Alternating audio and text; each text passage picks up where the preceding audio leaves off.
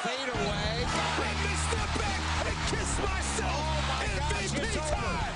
Windy City Assassin does it again. Live from WICB Radio. Inside the 30. Hester's going to take it all the way for a touchdown.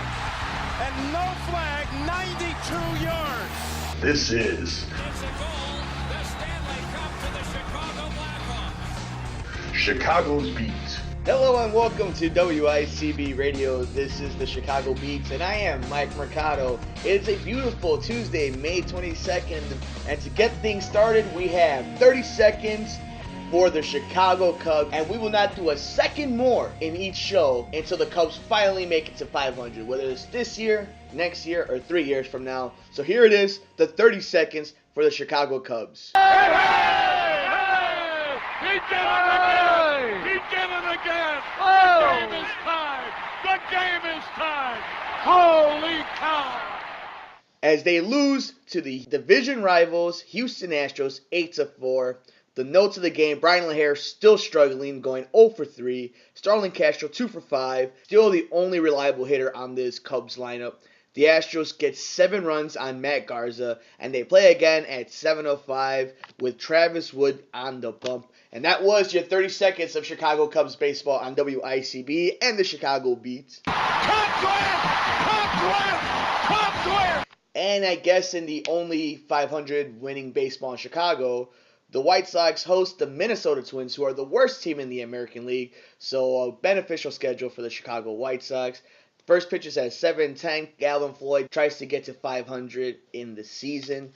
And again, if they're going to make up some ground in this division, the White Sox are going to have to make some damage against the easy schedule that they have had over the last few weeks. But on to the big sporting news in sports. As the Oklahoma City Thunder eliminate the Los Angeles Lakers 106-90. The big notes in the game is for the Lakers, Kobe Bryant on 33 shots, gets 42 points, 5 rebounds. Probably the biggest thing you noticed was no assists, which is not uncommon for Kobe Bryant. If you look at his games, whenever the Lakers are in an elimination game, Kobe Bryant never gets anybody else involved. And you saw it, because I'm not going to mention anybody else in the stat sheet, because that's where it ends. It's Kobe Bryant, 42 points. He had almost half of the points of the Los Angeles Lakers. That in itself is its own story. And then for the OKC Thunder, who have the true big three in the NBA, you have Russell Westbrook, who is a top 5 point guard in the NBA, which now is kind of like having a top 5 QB in the NFL, goes for 28 points on 25 shots with 4 assists. The other big thing is Kevin Durant, 25 points on 4 assists, 10 rebounds, 9 for 21. And then Harden, probably the most underrated player in the NBA, who to me is a top 15 player in this league, on only 10 shots, gets 17 points,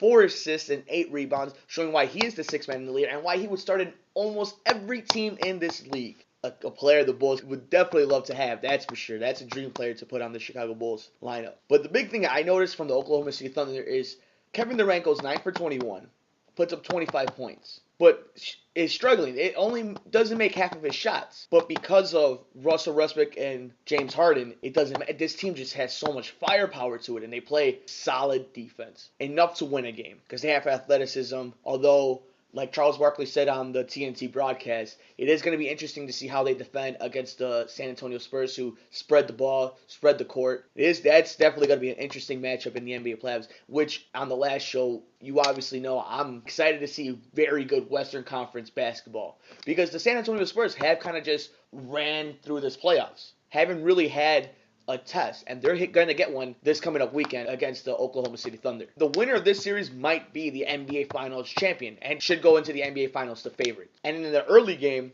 Philadelphia goes down 3-2 to the Boston Celtics, losing 101-85. And just like we saw in the series against the Chicago Bulls, Philadelphia can't score.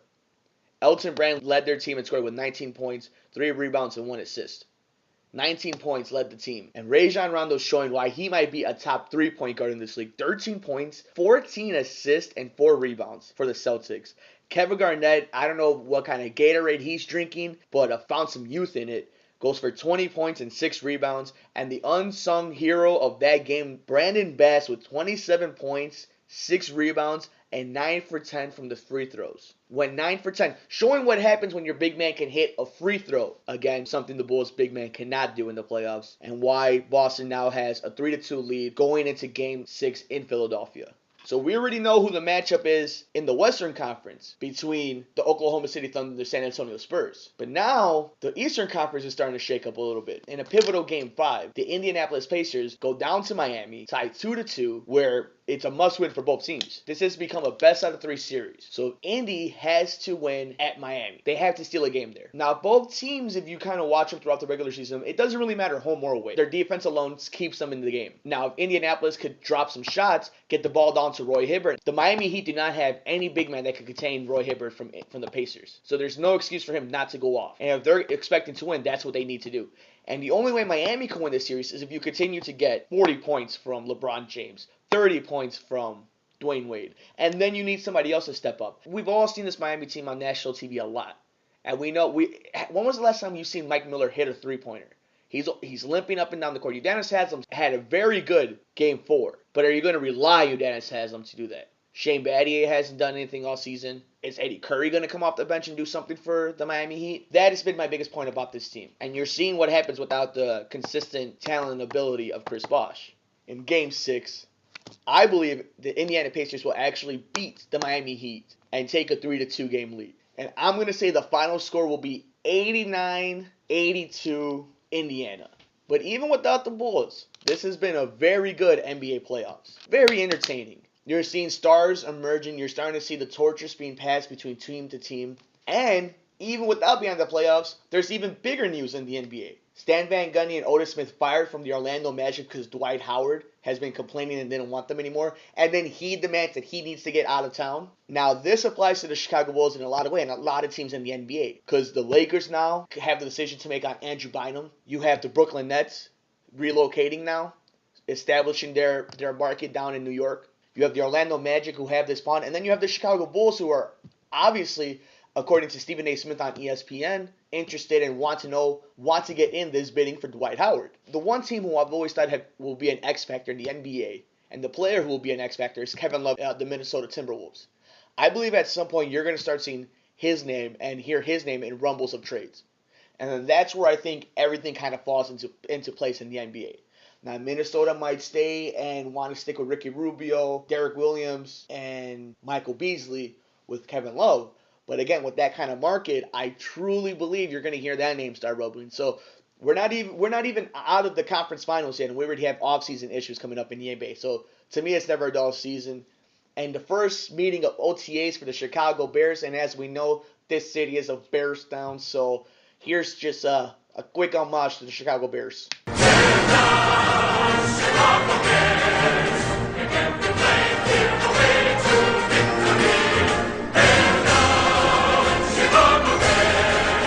Don't forget, you could tweet the show at mmercado2333, or you could comment us on Facebook at facebook.com/MikeMercado2333.com.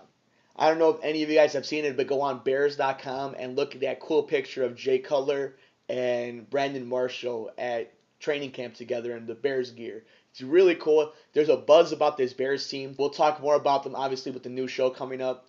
So just great stuff going on. Even without the Bulls, even with the disappointment of certain team on the north side and the